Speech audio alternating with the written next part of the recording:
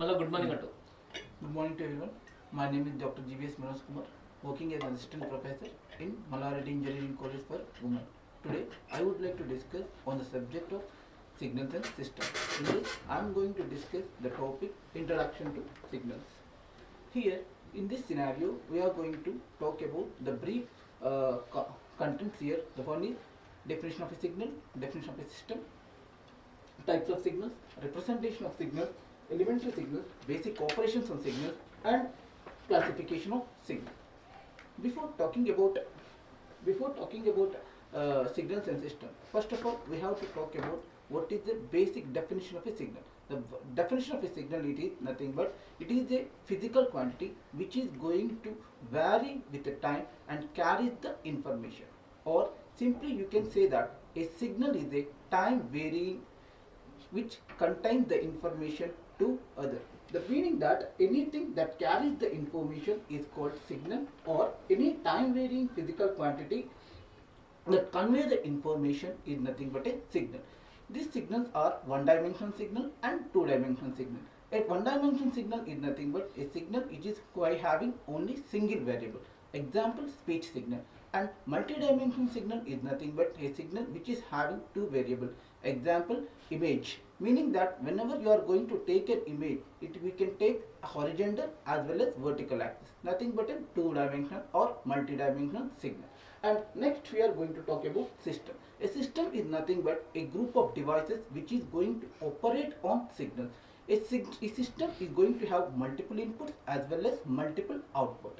So input is also called as input signal, is also called as excitation signals, or output signal is also called as response of the system. Whatever the output that is going to be generated by the system is nothing but a response of the system.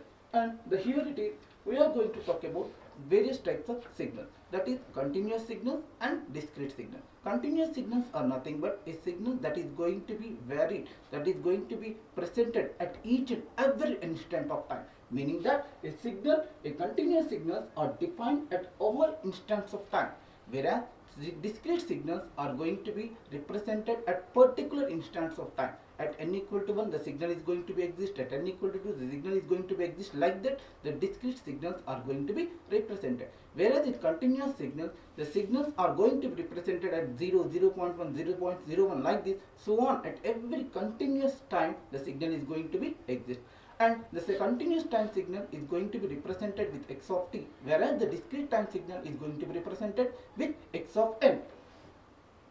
This is an example of a continuous time signal, and this is an example of a discrete time signal. In discrete time signal, we have going to be signal is going to be existed at particular intervals of time, whereas in continuous time signal, here the signal is going to be existed at regular intervals of time.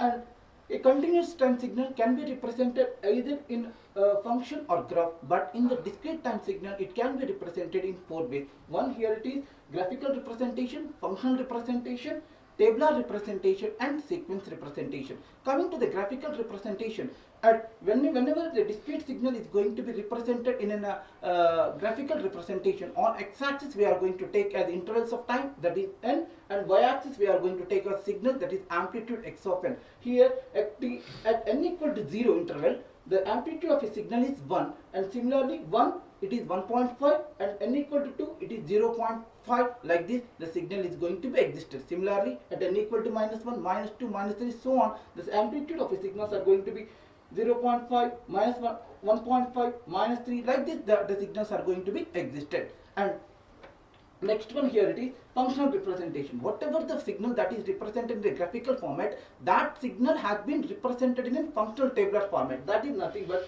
when at the time amplitude of n equal to -2, the amplitude of a signal is -3. At n equal to -2 interval, the signal amplitude is -3. At n equal to -1, the signal amplitude is 2. At n equal to 0, the signal amplitude is 0. Similarly, it goes on.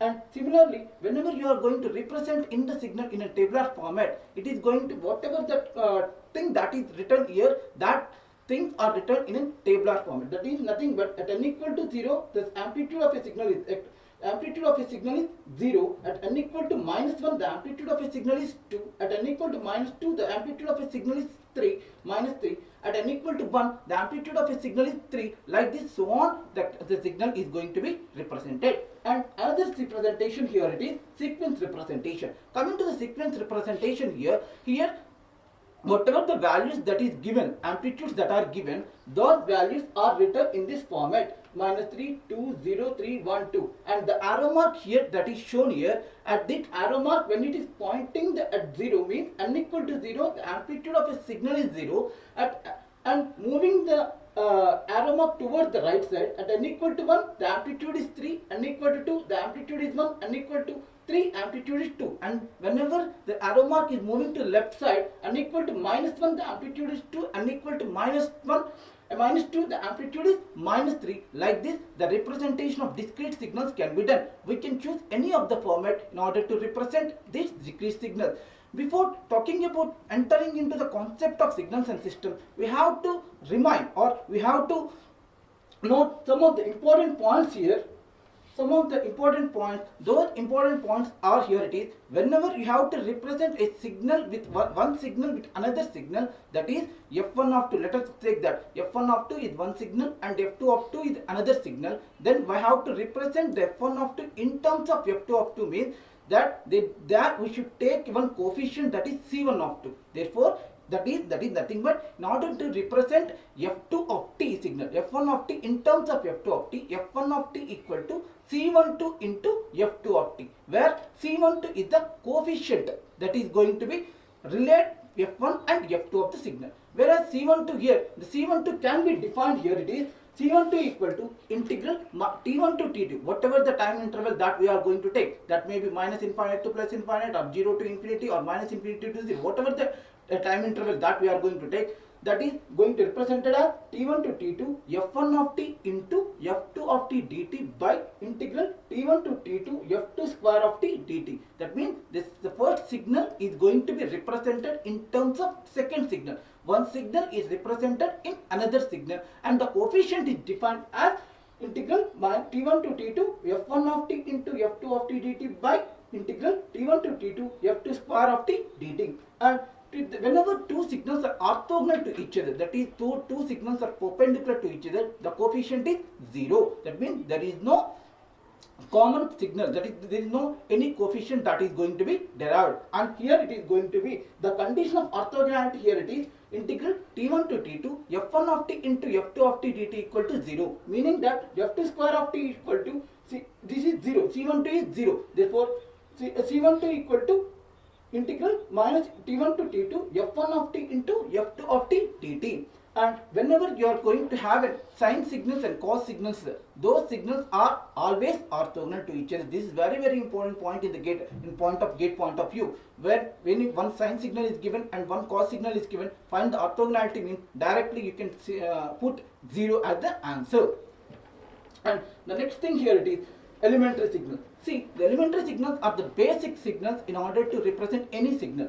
That moreover, the elementary signals are also called as standard signals. These elementary signals may be used to model a large number of physical signals. There are different types of elementary signals or standard signals that are going to be presented here, and moreover, many standard signals are going to be presented. Some of the standard signals are unit step signal, ramp signal, parabolic signal, impulse signal, signal function, exponential signal, sinusoidal signal, sync signal, and sampling function. These are some of the important signals in the context of signals and system. And moreover, there are many more signals are there in order to represent a basic signal format. And moreover, here first I am going to talk about unit step signal. Whenever you are going to talk about unit step signal, this is the standard signal where the signal is going to exist at only at positive time and is not going to exist at negative time. At t greater than or equal to 0, the signal is going to be the u of t equal to 1 at t greater than or equal to 0 and 0 for t less than 0. That means the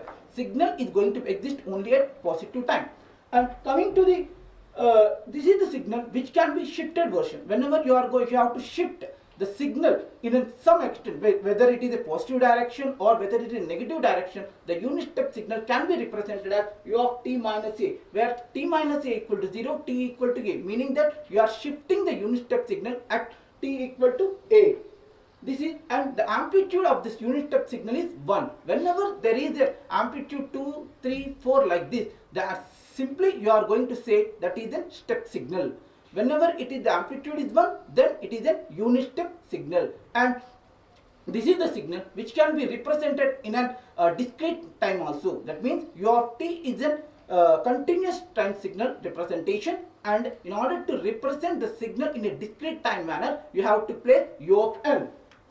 This is the unit step signal whenever you are going to be represented at u of n, mean in a discrete time manner, where u of n equal to, in the place of t you are going to keep n, u of n equal to 0 for n greater than or equal to 0 and 0 for n less than 0. Whenever you are going to shift the signal at discrete time signal to some extent, at that point the signal is going to exist, and rest of the point the signal does not exist. Here, seeing that when n equal to 0, u of n equal to 0, at n equal to 0, the amplitude of a signal is 1.